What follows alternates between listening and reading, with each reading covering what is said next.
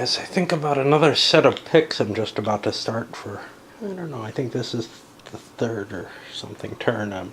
Maybe fourth. I think it's fourth.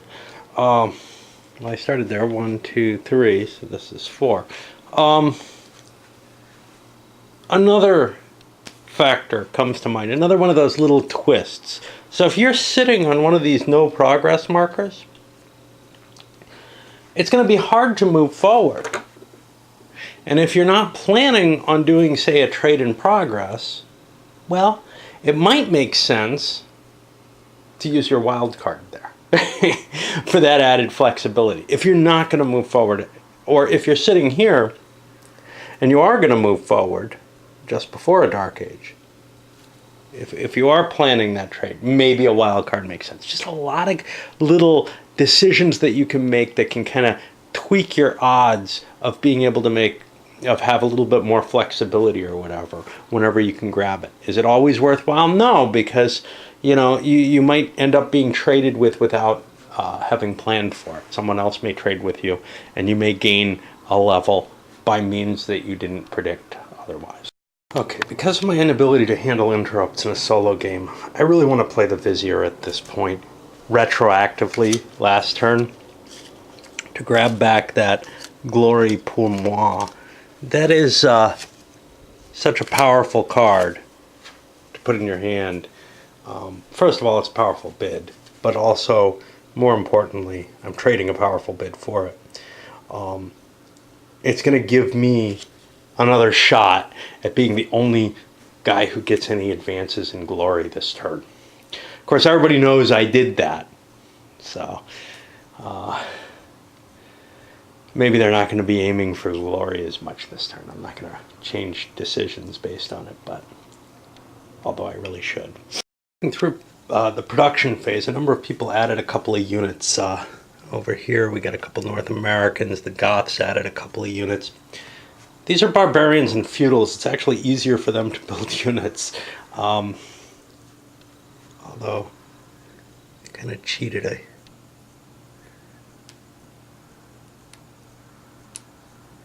think I built 2 units there. Oh no, I am. That's at the level 3 city. Crappy slick counters. Okay. And then when I got to the Guptas, they got like $3. They could have built a unit of archers, crappy old style archers. That's as far as they're advanced further, but they bought all their catapults. They really wanted to buy the elephant, and unless they have some kind of special, which I didn't look up and bother with, so they're kind of left with, well, I banked $3 and I can't do anything. If I was really worried about an attack here, well, maybe I am. I'll build the defense. Yeah. Let's grab that extra archer. I don't really want to lose territory, and that gives me some more ability to spread out and maybe make some more income. But it's really tough to come up with the amount of money to build what you need some of the times. And that goes with a lot of the other options. You look at civilized and you can say, well, I get all kind of nice stuff off of it. Maybe I get the urbanization. Maybe I get a leader. If I have any cards in my hand, that's a good option. But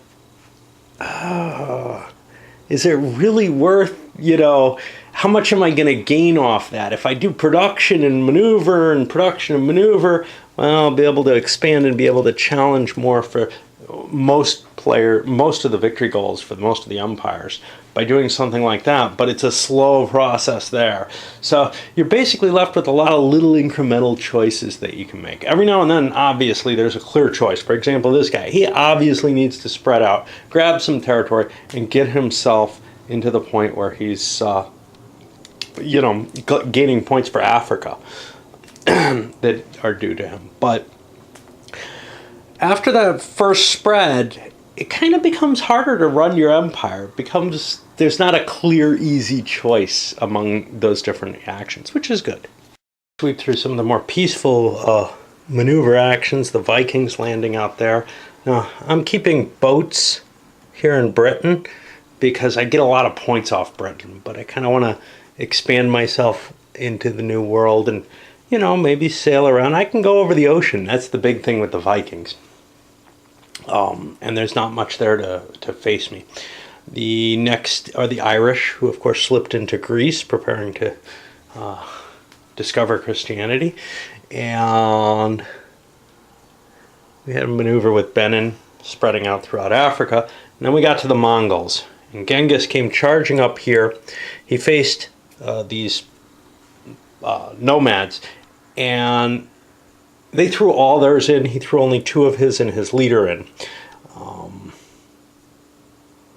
Actually, probably would have drawn another card. He didn't like this one. Let's make sure. Yeah, that's not going to help any either. But he also played this charge, which doubled the frontline unit of his force. But this is kind of the risk you take. You put half your units in, and you may lose half your units. You put all your units in, you may get a disorder marker on all your units. So now, what we're looking at is a second round, and either side can retreat. A second round of combat where both sides are going to commit 2 pieces. He probably might want to even commit 3 just to get that 3-to-1 odds, but the problem is, well, yeah, he knows what's there, right? No, he doesn't really. Okay, so anyway, he's thinking about committing 2 units. Now, depending on what cards they draw, they may choose otherwise.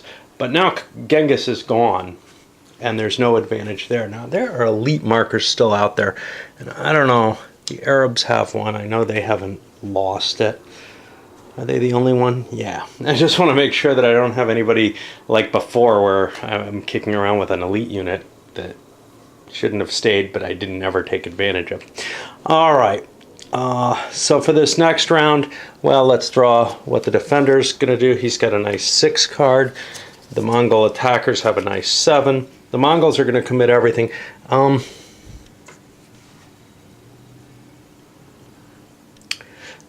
This is a nice combination at 9 points, so I'll do that. So we're looking at 3 makes 10, but they add 3 more, so it's actually 13. To 6 and 9 is 15, and we defeat the remainder of the Mongols. Crap. Alright, well, I don't think I've called this most of the times it's happened, but I get 1 even if I'm the defender, I guess, if I win a land conflict. So red just boosted a point of glory for crushing the Mongols there, which kind of makes sense, actually. I certainly don't mind it, but the Mongols are pretty much almost gone, locked away over here, so we're going to probably see them disintegrating in order to make room for another empire. The only remaining empire that did a maneuver expedition were these Chams. Marched out, grabbed themselves an elephant down here. And that's now in their force pool. I'm not sure if these are the color. They would be identifiable as such, but the problem is the ones that don't have a place name on them don't have a color associated with them either. So remembering who owns what might be difficult in those circumstances. I don't remember there being anything about elephants indicating that, like, you couldn't use them alone in a space. But maybe I'm wrong.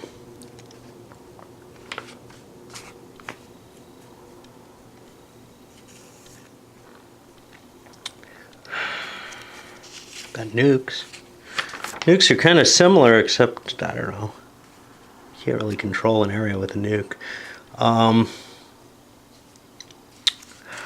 It's so fucking hard to find anything in these rules. Anyway, I've been kind of trying not to stack them alone, just because, man, they make they're going to make life confusing if they are. Pretty much everybody dropped some cards doing the Destiny action. The interesting thing, the last guy there had this Kismet card, which allows him to make up to 3 redraws within that process. And I think he only used 1, maybe 2 of them. But he got something kind of cool. He got this Great Pyramid, which is a cool card, and he's planning on civilizing, so it'll be helpful. He has the Great Wall too. But then he got Renaissance and chose to take that instead. So what the Great Pyramid would do is prevent disorders from happening in or next to it. Which, if he puts it here, well, that's going to actually help this guy too. But if he uses that artifact, the exotic artifact or whatever, to get the Renaissance, that's going to give him a trade number of +1 to his current trade. Now, when you do a civilize, you don't have to play the artifact on yourself.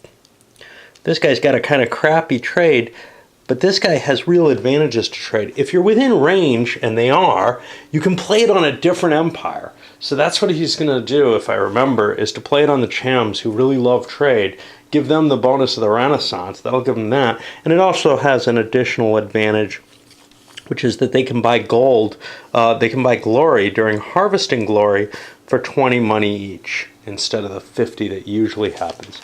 I'm a little curious about that harvesting glory. I remember that you could buy it.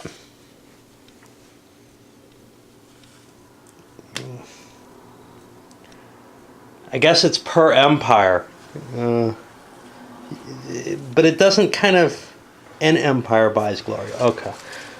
So yeah, so you're going to actually figure out... You figure out whether or not you want to spend. Now, nobody's usually got that kind of money left over at in this game so far. But, well, maybe it becomes a goal once you have Renaissance and you have like 20 bucks. That's still a lot of money to buy a glory for. Unless you're kind of being left alone and making lots of cash somehow with a neat little engine going. So Blue launched their civilized action over with the Koreans, and got a couple of things came out here. The Great Pyramids. Now these are kind of interesting. These are limited by countermix, which means if they get destroyed or something, someone else can build them. At least that's my understanding. Maybe I'm mistaken. And also the Great Library. And we'll take a quick look at what those do. The Great Pyramids is you can't put disorder in an area containing the Great Pyramid or any adjacent area. And that kind of provides a protection to all of Korea and to these Mongols, who I probably think aren't going to last very long, seeing as that's all there are of the Mongols left. The Great Library increases the trade number of the empire by 1. Now, they fall if the area gets sacked, so I figured this is the more defensive place, but I want this general coverage of my area. But then I'm also allowed to play event cards. I'm going to play this Earthquake. Now, the Earthquake will cause a disorder on any mountain area, and in each adjacent non-neutral mountain, jungle, and forest. And all the empires go back 1 progress per marker that they take.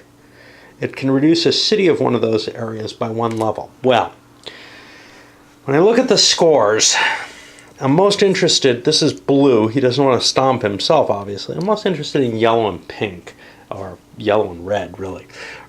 This is pretty hopeless. Yellow also has gold, which is over here, so we have to keep that in mind too. But pink is kind of interesting because it would get rid of some of this, maybe do enough damage to it to make things unpleasant to keep the Vikings alive so they'd end up dissolving. That would be kind of nice for my blue critters.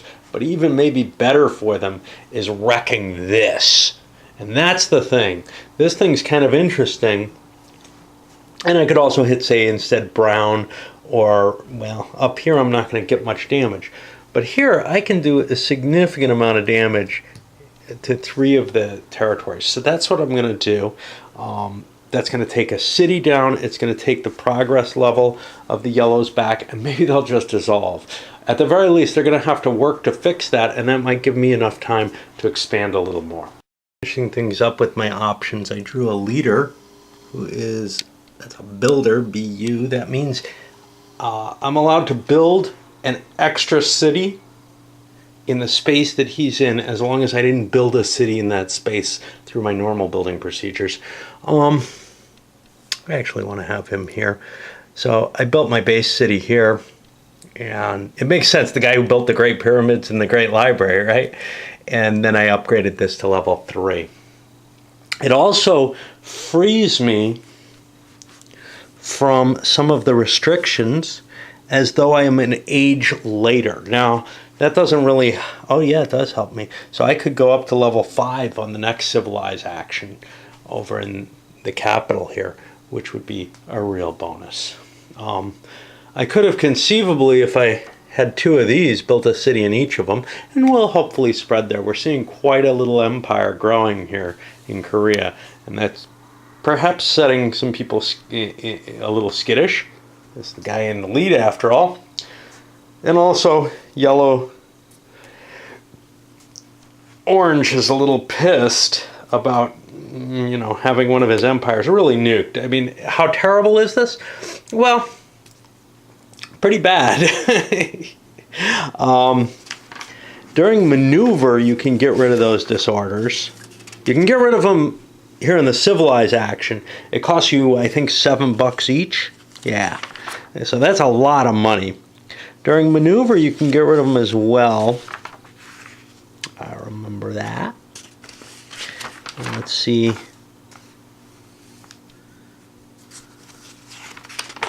If we can find the maneuver section. There we go. Removing disorder. You're going to need to have the number of units equal to 1 plus the defensive modifier plus the value of any city, unless there's a non-archer missile unit. So, you know, maneuver is probably the best way to put it down militarily instead of just buying it off. But it still takes an action where you're kind of, you can't contract the empire. Plus, I have no cities anymore. What does that mean? That means I get half the income, but I'm not a barbarian, so I still have to pay my maintenance costs, I believe. So that's going to cause problems as well.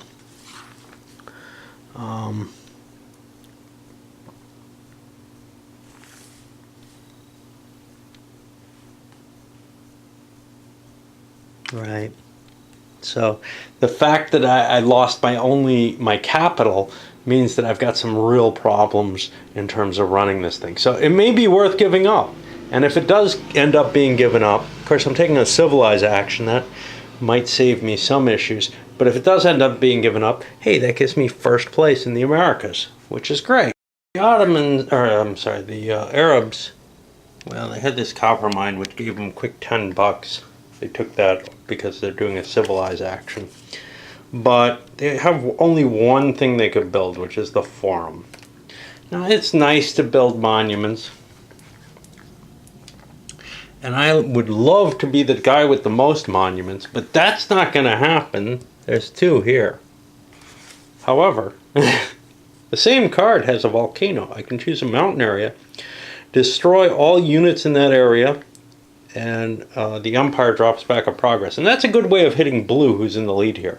Now, sometimes there are cards which allow you to avoid things, but he doesn't have a defensive card in his hand for this.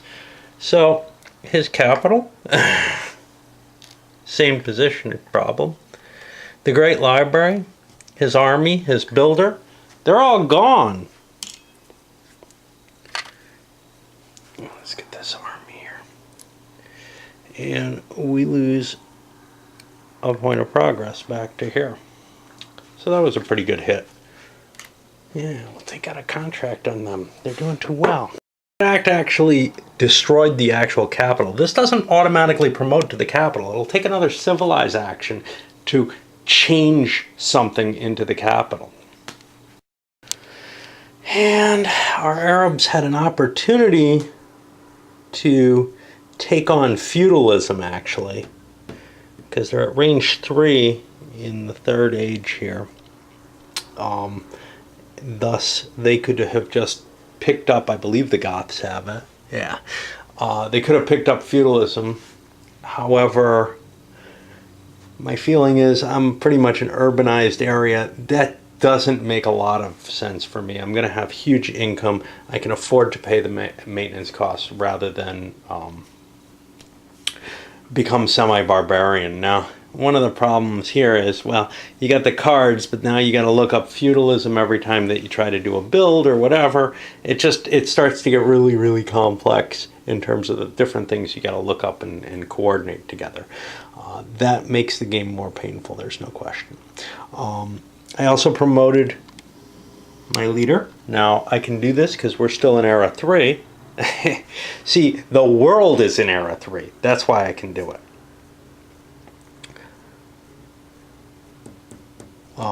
The Arabs themselves were not in Era 3, but when I moved up to Era 3, that got rid of Muhammad.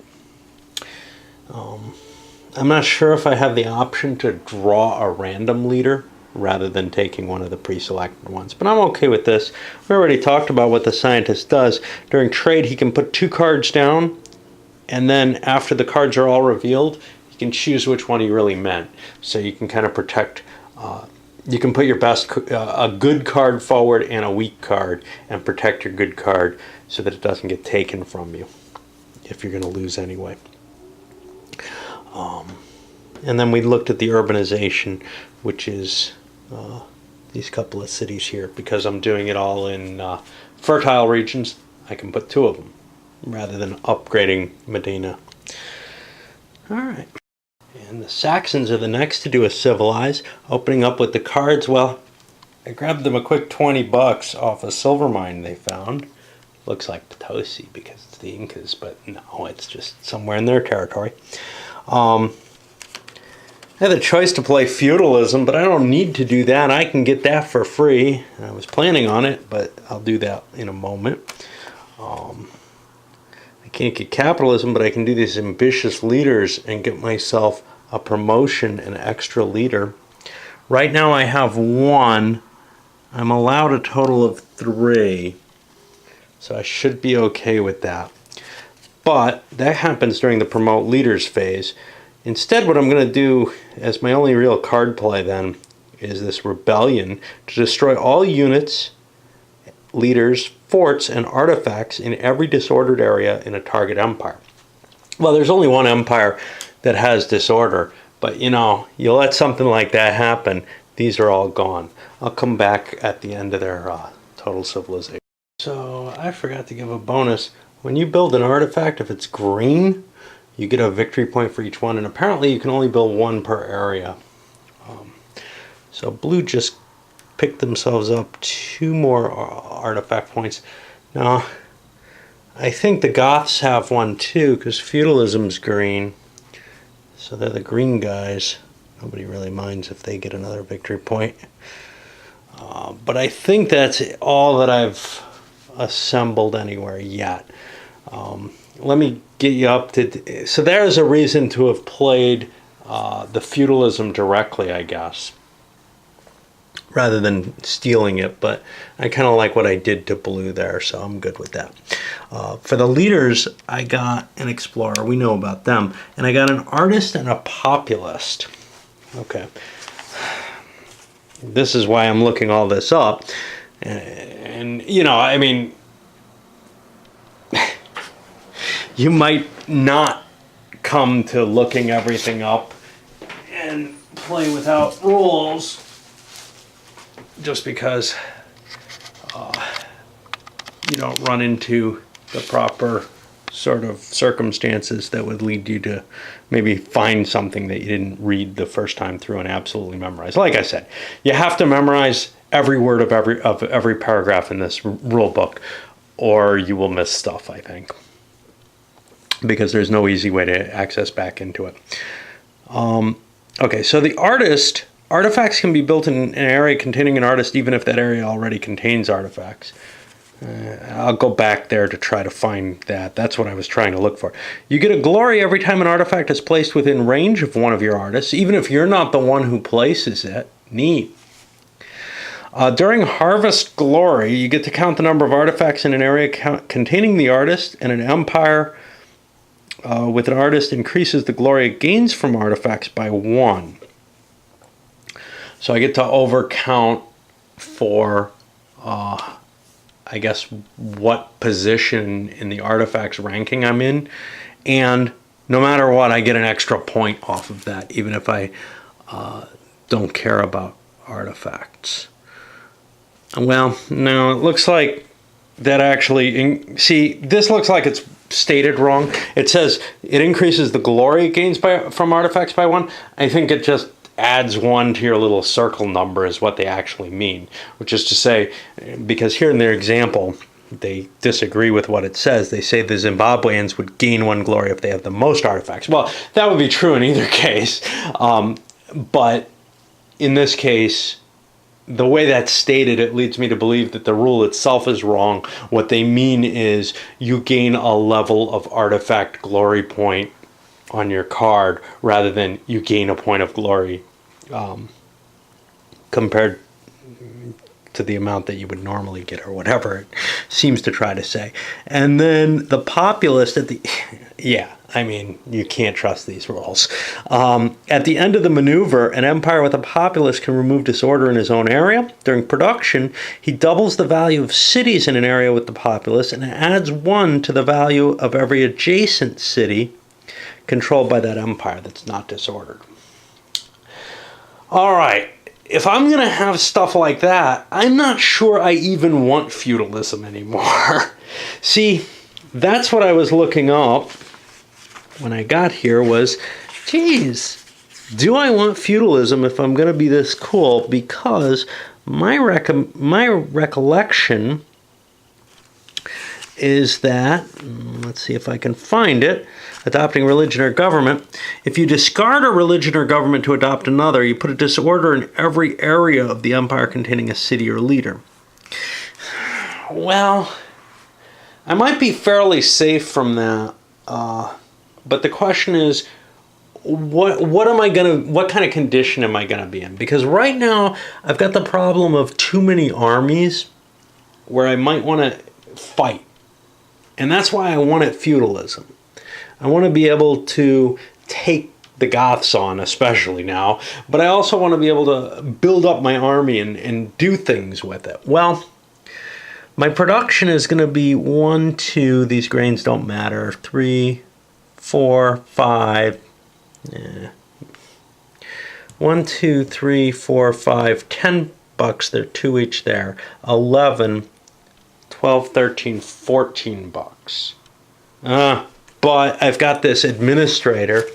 Okay, but anyway, I only get 7 bucks if, or whatever, if I'm a barbarian or a feudal. I think, I don't know, I gotta look that up again too, because I cannot remember every word of every paragraph that's in play. Doesn't pay maintenance. Infantry and cav go down, and it halves. Okay, so I'd have either 14 bucks or 7 bucks. 1, 2, 3. Well, I'm gonna have 2 more than that, so I'll have either 16 bucks or 8 bucks. 1, 2, 3, 4, 5, 6, 7, 8, and I've got some additional units. So I think I do want to take feudalism underway. Eventually I may want to discard it, and the problem is you can only discard it for another government form. Right now it looks like a good move though, and who knows, my Saxons might not last long enough for that to be an issue. So I am going to adopt feudalism, and I'll have to find the counter for that. And it's just my assumption that if I don't play the card for it, I don't get the points for it. That's what the rules seem to indicate, because the points for the cards are under playing artifact cards, whereas under adopting a religion or government it's a little different. But under the cards it does say, well, no, it says if an artifact marker is green. Now this is still an artifact marker I'm putting down, but I'm putting it in the wrong way is all I'm saying. And I think it would be kind of unreasonable. If I discovered it on my own through the card, that would make sense. But it's just spreading here. I don't deserve any glory for that, I guess. All right. And now I got to look to see if I can do any of this other stuff. I'm certainly urbanizing. Note again, stuck in some little section of the rules, one line tells you you get points for putting those artifacts down. There's no chart, no useful place. Most points happen during the collect glory phase, or they're called out in the cards here. So it's just so obnoxious the way this game is presented, basically. I can't imagine that this went out to blind testing. It strikes me that the group that loved it, played it a lot, got really hooked on it, that it didn't go out to people to say, hey, here's pretty much the finished product, you know. And so there you kind of have this, let's do the rules a la Martin Wallace, and let's do the playtesting and the design work a la Phil Eklund. Where you're just left with, man, I can't believe that, well, it's not like Wallace's rules could have possibly gone through a rigorous blind testing procedure either. You know, it's just, you send somebody a copy of the game like this, in this condition, and you'd expect them to come back with, yeah, I couldn't understand shit from it. You know, I mean, I kind of played it, but it's horrible, man. Except people don't like to do that because, well, you know, they're trying to be nice, I guess. I don't know. But being nice isn't the job of a playtester. The playtester's job is to say, dude, this doesn't work. For cards, the Chimwu only have this chaos that they want to play. Actually, they have two of them in their hand. That removes an artifact from the target empire and sends that empire back one progress. I'm, of course, going to hit blue. And nope, that doesn't kill glory. That's pale blue. Back into a dark age. Sweet. Last of the people with a civilized action. It's this guy here. Big point score. Alright, opens up. Exotic artifact and Renaissance. The exotic artifact lets me play a outside the range by 1. Well, the pale purple is up in 3, so I can reach 4, so I can get Renaissance. Renaissance is important for him because he likes trade a lot. So he gets that. Now, Renaissance actually physically is placed, and we've got that here. We also get a little blue thing, which when other people pass that, they'll also all have Renaissance, which will kind of get rid of some of its advantages. We already talked about the trade advantage. They can also buy glory cheaper out of their cash. All right, the next one is the Great Wall, which I threw here. And each of these is giving a glory point because they each have a green counter. So you can see my glory's up to 8, not far behind blues now. Democracy, okay, what about the Great Wall? The Great Wall gives basically fortifications to any territories of this empire that's within one of that space. So I can actually expand and get kind of free fortification out of it because you can carry the Great Wall with you as you advance. This would have had an appealing value for the Great Wall as well, simply because, hey, I'm kind of worried about the Guptas going against either of my empires, but I feel like these guys can make advances on the Guptas and expand into their territory, carrying the wall with them. Democracy is the next one. I played that over on the Shams. That's going to have the cost of units in production actions if they lost control of an area in that or the previous turn.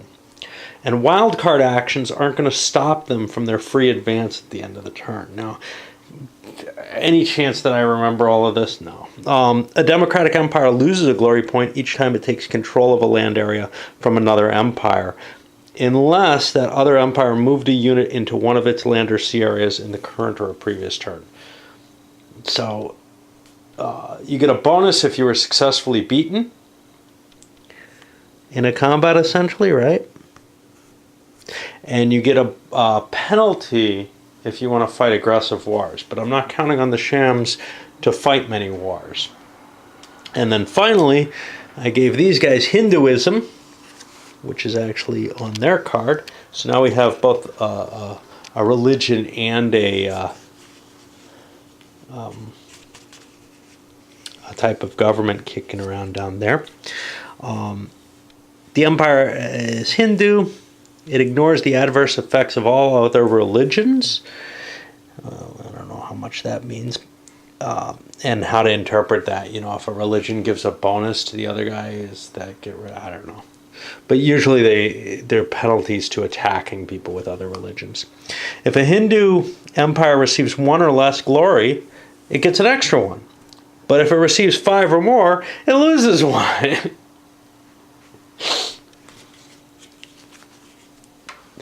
That's their penalty, I guess. Anyway, that blew through almost all of their cards. But, you know, it's once you're up to your maximum in empires, it doesn't really hurt you too much to lose all your cards, because you get destiny before you get a chance to civilize, which is when you really need cards. Trade in progress could be a problem with only 1 card, especially since these guys really live off trade in progress. If you're out of cards, you draw from the deck, and we're going to be out of cards, so we're probably not going to do that trade in progress this turn. But we made so many points, hey, it's worth it. Now I'll finish up that civilization. Strongly considered, and my leader's a philosopher. You always get to draw a leader if you're not at your maximum. And you can discard one and draw one. The philosopher gives you win ties on these. Not a huge bonus in general, I don't think. And then, of course, I upgraded my city. The big question was, do I want democracy or not? I chose against it. Democracy would help solidify my position here, and I'd get more victory points. This guy's only pulling 1 victory point a turn. So he'd get an extra glory point if he takes democracy right now, and probably get one for a long time unless I manage to launch an attack that's successful on these guys. I can always pick up democracy, though, after I try in my next civilized action with them. So I'm going to hold off on that rather than pick that up right away. And I guess that's about it. So now we go to discard empire, and I have 1 person with a wild card here who wanted to do that. And I double marked him so that I would know it. And we're going to get rid of the red empire so that he has room to start something new. And the glory point phase this time is downright silly. So remember, purple had the glory pour moi. Well, he plays that and says, I'm the only one getting it. Well, the next player here said, well, no, actually, I get to control which empire it is, and it's going to be the Vikings. And then someone further down said, you know, let's just have the amount of glory that every empire gets, which ends up having the one that is going to produce any points at all. So all we worry about here are the Danes. Let's see, they don't get their home. They get one for Britain. They're not the top in the world, but they are the top of the things that started in Europe and have these little special not in Europe markers. I think the only one that has that other than them is the Swedes in terms of not being in Europe. So they're going to get a total of 2 points. Divided by 2 is 1.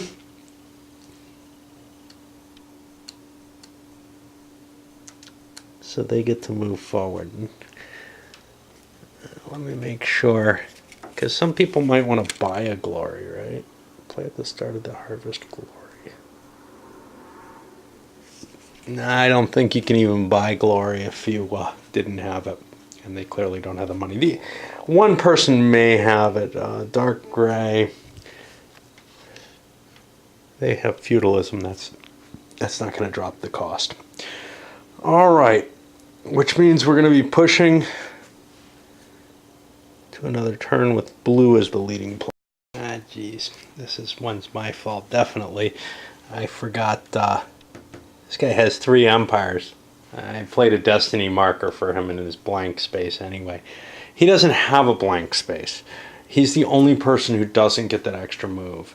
And, well, with him that far ahead, you kind of feel like maybe that helped get him there, those extra card draws or whatever. But, you know, people did a good number on his stuff. There's a lot of ability for catch-up in this game. I'm not going to worry too much about it. Just an example of the kind of picayune stuff that I'm going to have to remember, though. So, for example, this scientist here. If ever a trade opportunity hits the Arabs, or if they have a desire to have one, I've got to remember science equals trade, you know, bonuses. That's really unclear to me. Eventually, maybe that'll stick in, but there's just everything in the game is just filled with all these little things. All the cards have all their information, the rule book being the mess that it is. And then, you know, stuff like this where it's just kind of not terribly intuitive. And there's no, not that it would help me terribly much, but if I were playing, say, an opposed game and sitting there with a player aid that gave all that,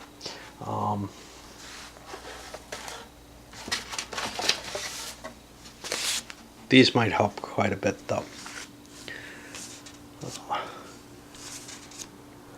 Unfortunately, these are the wonders, the religions. I got a copy of this, which I totally do not need because that's on the board.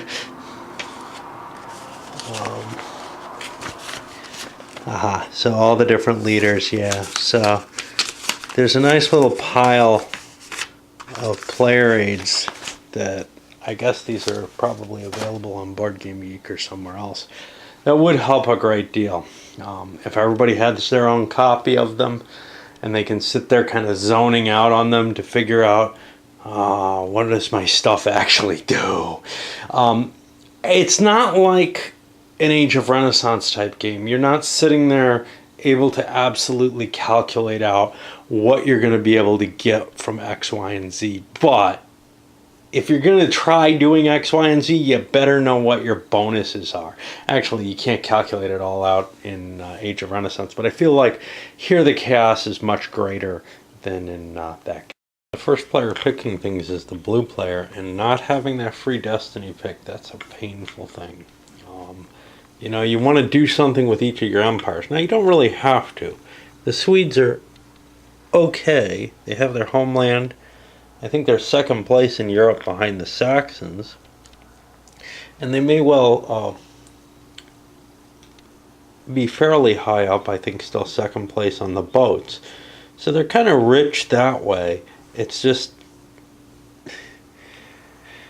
if I take the Destiny pick to fill out my hand, I end up with, you know, a pass on them. On the other hand, what else can I really do? Well, I'm not going to be doing a, I may do production with them. Because I'm doing movement with this. The Koreans are going to do trade in progress. I think a production is probably my best move right now. I don't really need more cards until I'm going to do a Civilize act. Again, I find myself doing something retroactively with the Vizier to pick up that Glory card. It's just too valuable to not have. As long as you have the option to pull it, you're going to do so, I think. And, well, that throws everybody else's Glory potentials into some question for this upcoming. One player starts an empire. For obvious reasons. The Tang show up over here in China. And, well, it looks like they'll have some opportunity to make points. Gothic. I think the Swedes as well, but they didn't get much. And the Saxon war machines are building up in terms of, well, no, the Gothics didn't take, they took a maneuver. So the Saxons, the Swedes did some defense, but the Saxons built up a lot of troops.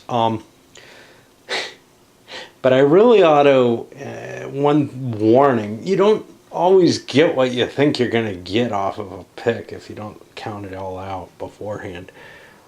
2, 4, 5, 6, 7, 8, 9, 10, 11. I actually think I have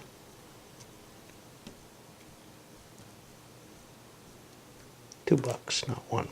But yeah, I thought I'm going to get a good production off this, maybe be able to get my elephant, whatever.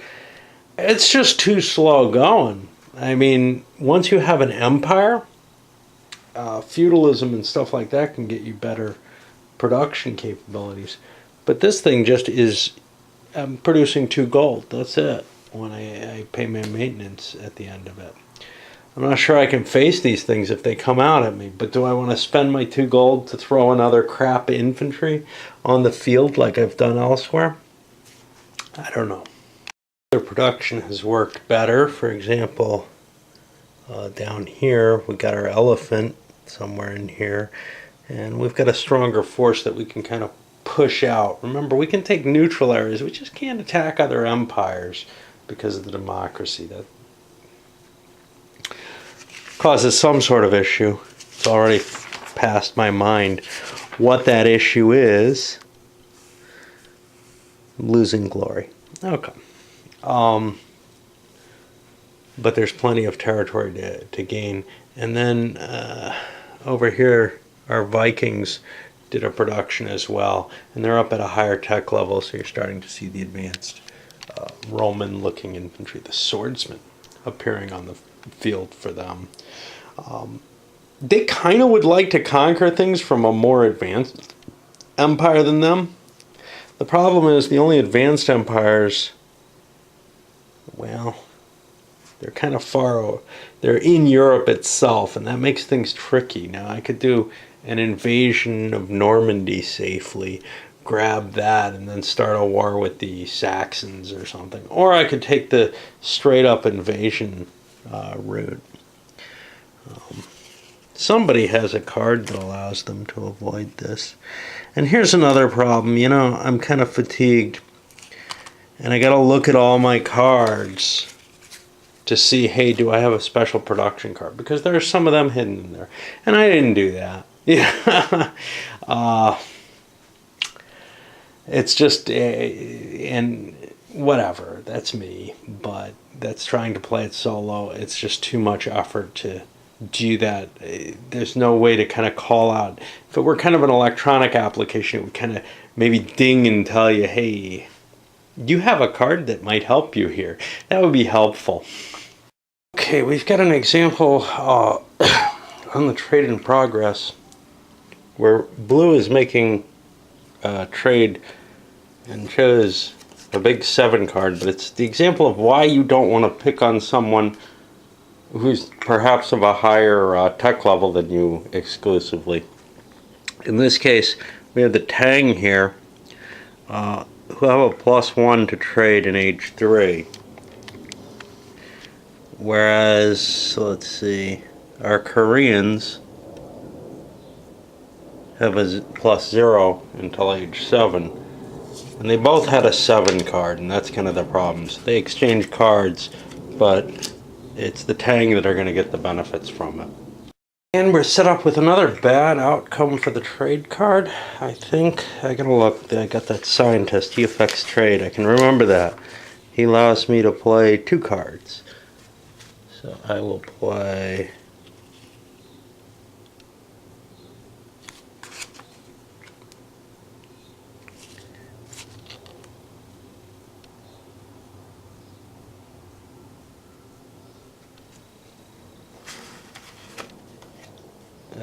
these 2.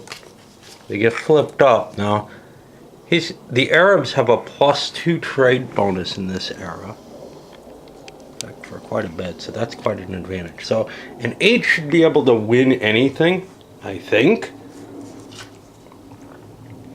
And I'm facing these Magyars, or this 2-point card from the Guptas. And they have no bonus, so it seems clear that I've won. So I can actually get away by playing the lesser card, which is what's going to help. The only problem is these guys have some trade cards in their hand, in particular an industrial espionage, which says the empire that wins doesn't progress, the other empire is going to go forward as much. Now, I gotta look here because he's got something else, this rare commodity.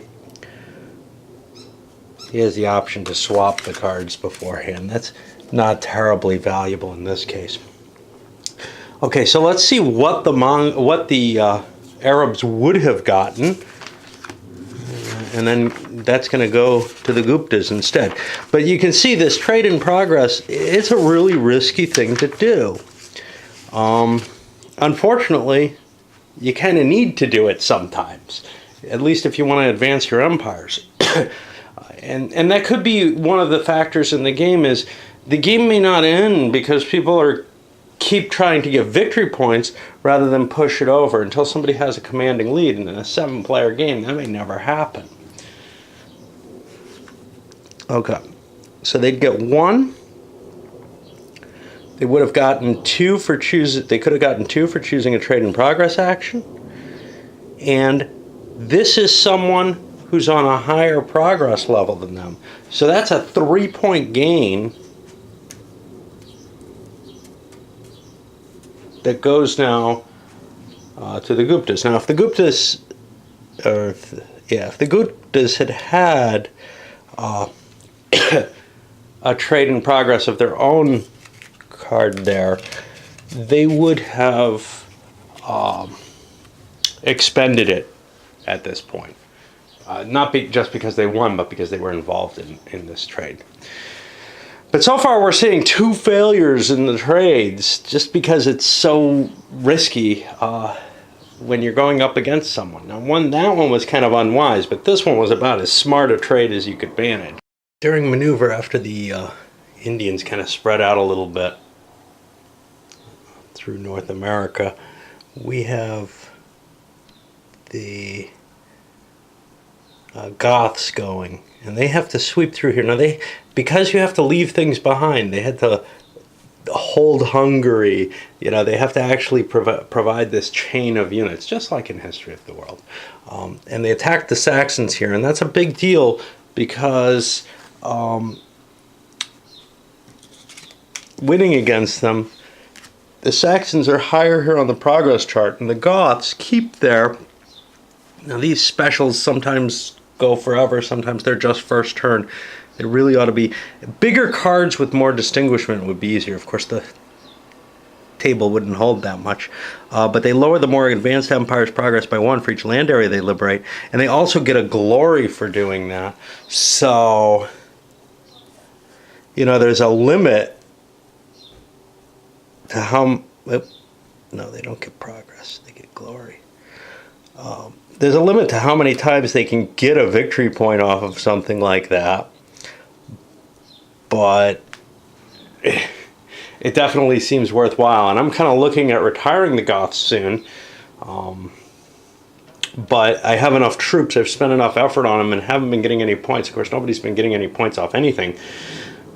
But if there's these turns where people are seizing all the victory points, you want to grab what you can during your actual movement phase or whatever if you've got things that allow special like this.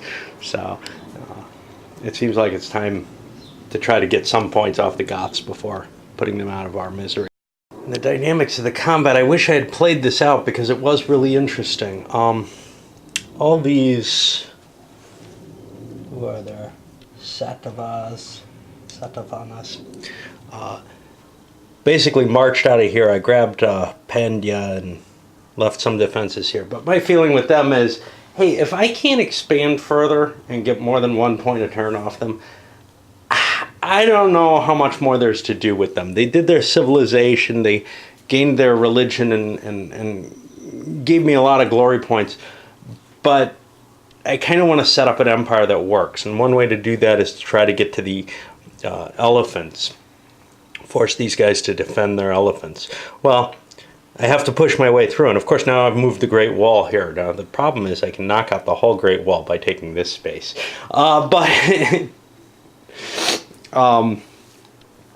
Anyway, there were 2 high-quality Gupta units there, but one was infantry and one was archer. And you can't really, if you could commit just the infantry, and then, not archer, but catapults or whatever.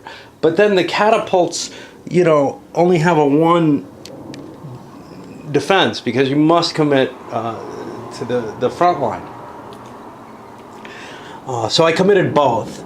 Now, the other advantage these guys had is they have cards, and these guys do not. So they're drawing from the deck and don't know what kind of numbers they're putting. Well, the first round of battle, I committed 2 of the attackers. Probably should have only committed 1. It got wiped out, obviously. Well, that puts a disorder on these guys, and then the next 2 attackers can combine for a strength of 6 plus 6 is 12 because of the disorder marker, which is bigger than the 4 plus 5 is 9 plus the terrain is 10 that the defender has. And the defender can't retreat because he hasn't disordered the enemy yet, and he doesn't have leadership or anything. So it was pretty much a foregone conclusion. I kind of want to explain the combat, what comes out of this interesting and very different mechanism that the combat is generated by. It does provide you with some really neat choices. Well, just about everybody, except for the guy who started an empire and the guy who already has 3 empires, played the Destiny action. That allows you to shift the cards around quite a bit. Brings out one thing that's very, very different from History of the World, which is this deck gets reshuffled quite a few times.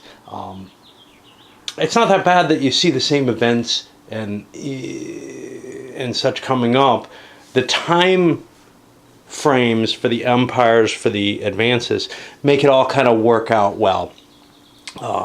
So you're stuck with kind of, well, I've got the value of the card, which might be valuable in a trade operation, and I've got the event, which usually isn't going to be terribly applicable, but some of them, it depends on your empire and what you're doing with it. So they're all useful, but not all useful to all players. So you end up with, kind of a random, interesting hand that you can fiddle around with and use in various ways. One thing that's definitely clear is early on I had this feeling of, I've got the French and the English. That's going to make me really good in that era, in the late era, thinking in very History of the World terms. Man, it's not. You're not holding cards that long. Look how long it's taken. You can't hold something several eras in advance and hope to play it. Those cards may also serve you, though, as a good civilization action, or the event might be useful. Or worst comes to worst, they're a trade bait. You can always toss them out, though, during your Destiny actions. If you don't like your cards, you'll get more pretty easily. I would assume smaller number of players, you're going to see the cards moving a lot more slowly, because if you, in 2 players, I think you're allowed 7 empires each. If you have that, you're going to be playing for a long time, just constantly putting start new empire when you have the cards for the new empire. In 7, the game's considerably different because you have, you reach your empire limit pretty easily, and the idea of discarding something that's producing points for you, if the points are reasonable, hey, it's not really worth bothering to discard it. You might as well keep playing it, because you're going to take a turn getting almost no points when you do the discard. Well, you're going to reduce your points when you do the discard, and then the next turn when you do the play empire, it's probably not going to create too many points unless you have something like the Mongols that can sweep around on their first turn and do a lot of damage.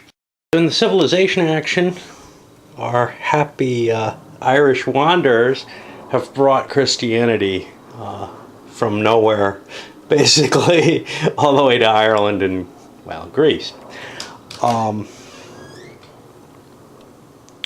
In doing that, then that causes a problem, which is this disorder marker here that immediately happens in the capital. You can still urbanize that capital further, even though it's disordered. And we're not going to worry about that too much. My other card, this was kind of an iffy one. Other than the Christianity, I played this Coppermine. I could have played a peace treaty. And Christianity would really like a peace treaty in a sense. It might have made sense to put it somewhere, but who do you put it on? I've got enemies possibly up here with the Goths and enemies down here with the Arabs.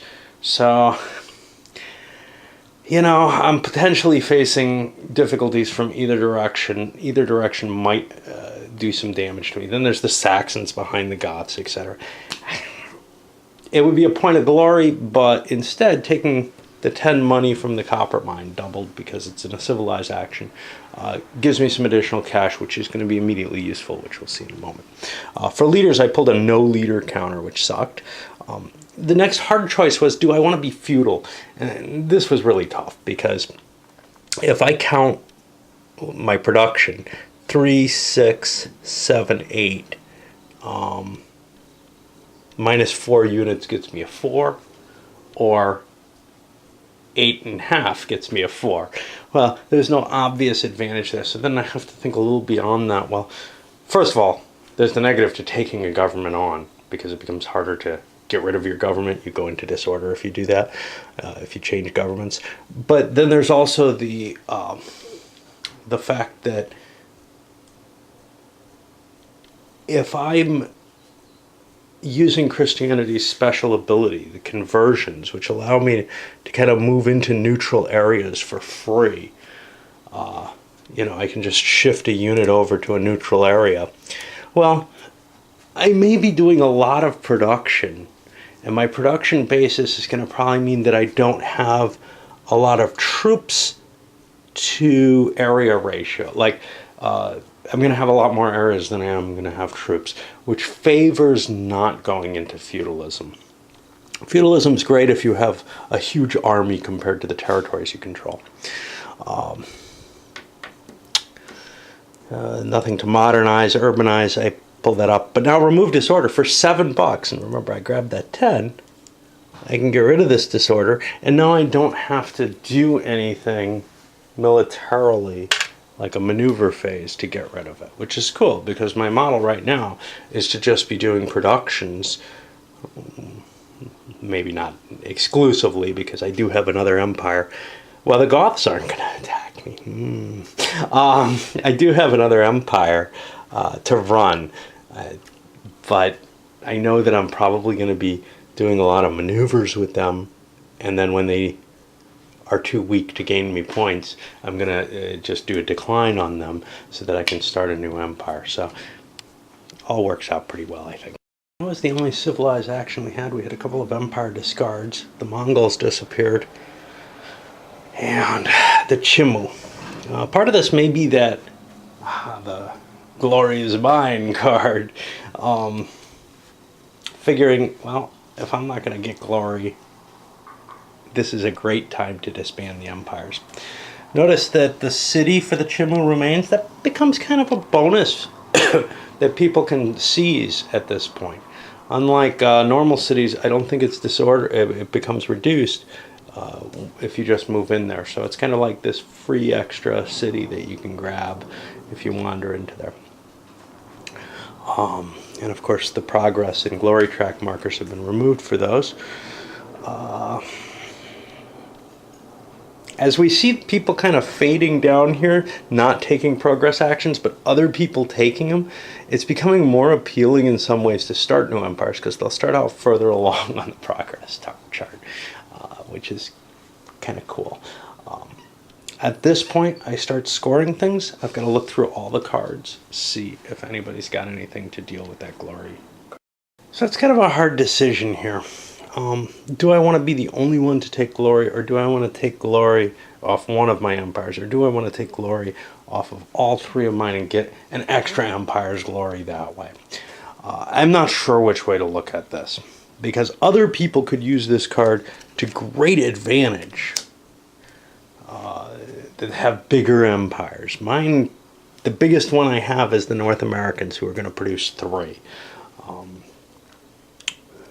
And the Koreans are at like 2. The Swedes, I think, are at 1. Yeah. I don't get a lot of points off my other empires. You know, I think I'm going to play it simply because holding on to the card doesn't terribly help me. And in playing that, I could have held that off And then this other guy gets a bonus in his glory from I Am Truly Glorious. He gets like extra glory points for an empire. So he's holding off playing that, waiting for this thing to drop. So, you know, because you can play these in order. So this guy plays his, and then it gets canceled out by that other one. So knowing that glory is mine or whatever is a good sign that you better not do anything to improve your own glory. And there's a couple of people with cards like that. Nobody had anything to sink all the glory down. But you can see blue's running away with the points at this point. We don't know, you know, this is not a game wherein you kind of have this built-up engine that just keeps producing you more and more as you go. People can gang up and try to hit the leader if they wish. That's pretty easy. There's a lot of cards that help do that. So there's a lot of opportunity to do significant damage. Now I'm worried that somebody may have gotten up here.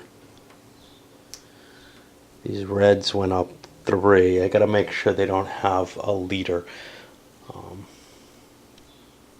They're not really reds. The Tang are the reds. Okay. They just started out, so they're okay. All right. I guess that's it for the turn, and we've used up enough of this video to go forward with another one. I'll move the turn marker up to my Irish and God.